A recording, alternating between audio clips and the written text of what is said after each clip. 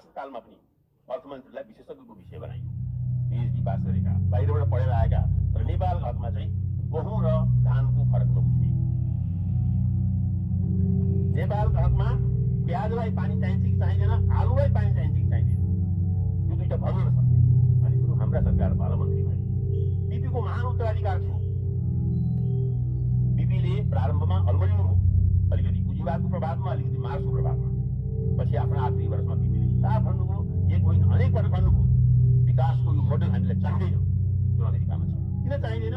अत्यधिक ज्यादा ऊर्जामाथि आधारित छ, अत्यधिक ज्यादा भूमिमाथि आधारित छ, अत्यधिक ज्यादा फर्टिलाइजरमाथि आधारित छ। हामी धान्न सक्दैनौँ, त्यो जीवनशैली पनि धान्न सक्दैनौँ। एउटा परिवारमा 4वटा गाडी, त्यो गाडीलाई पेन्ट गर्ने, गाडीलाई रमाउने केमिकल्स पनि पृथ्वीमा छैन। प्रत्येक नेपालीलाई अगर हामीले एउटा गाडी दिने हो त्यति पनि छैन।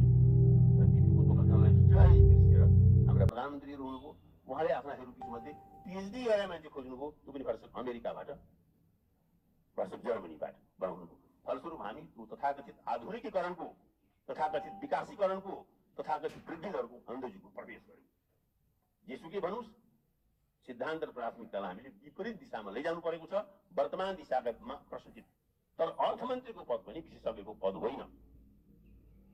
एउटा कुरो म विनम्र निवेदन गर्न चाहन्छु,